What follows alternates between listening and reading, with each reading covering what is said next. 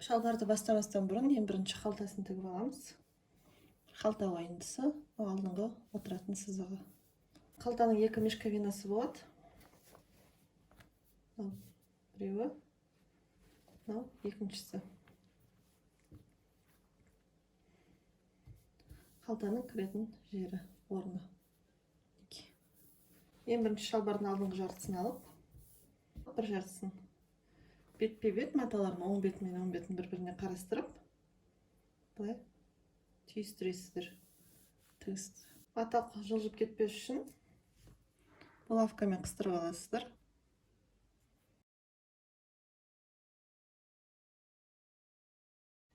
Тігіс ені 5 мм болу үшін лапканы енімен де тіге берсе болады. Машинканың лапкасын енімен. Ең басында закрепка беріп аламыз 1 сантиметрге. Алдыға жүресіздер, бұдан қайтадан артқа. Мінекей лапканы енімен тігіп шықтық. Енді ашып,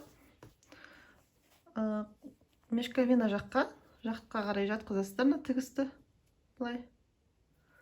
Оң бетінен, мынау тігістен былай қарай 1 мм тігіс жүргізесіздер. Технологияның ережесі бойынша мынау бөлік алдыңғы жартысына қарай бай шықпай тұру керек. Шықпау керек. Бұл автоматты түрде жиек шығарады. Мінекей. Келесі бөлігін тігемін енді. Екіншісін оны былай тігесіздер. Жаңағындай булавкамен қыстырып аласыздар. Былай айналдыра тігіп шығасыздар.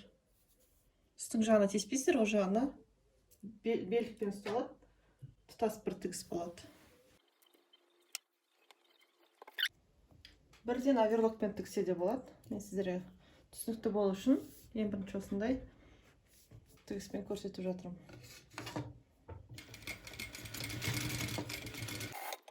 Бір сантиметр жетпей, ине кіріп тұру керек матаға. Кіріп тұрған кезінде лапканы көтеріп, осылай айналдырасыздар. Ине шығып тұрған кезде бұлай айналдыруға болмайды, өйткені қозғалып кетеді.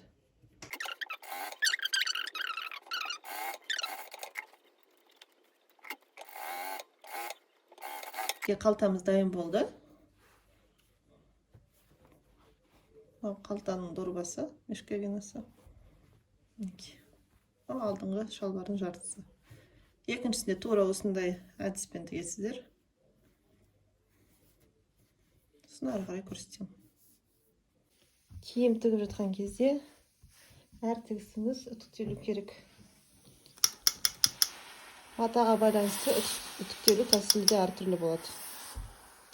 Мына бізде трикотаж матасы ғой. Синтетикасы бар. Басып үтіктесеңіз де болады. Немесе кішкене созып үтіктейсіз керек жерлерінде, бірақ матаны кішкене суытып алу керек осылай. Әйтпесе мата деформациялауы мүмкін. Келесі тігісін үтіктейміз. Қойып аласыз орналастырып. Мына жерге бағанағы 0,1 шов бергеннен кейін ол өзі осылай әдемі болып жата қалады. Егер де 0,1 шов болмаған кезде біреу жерінде бұл бүйтіп оратылып шыға беретін еді. Ол кезде уже кішкене қиынырақ болатын еді. Жұмысыңыз да көбейетін еді. Мына жерде қатты үтікпен созбаймыз. Өйткені көріп тұрсыздар ғой, өзі формаланып қиылған. Ол қатты созылғыш болып келеді. Сол үшін үтікпен үстінен басып үтіктейміз. Екінші қалтаны да тура осылай үтіктеп шығасыздар.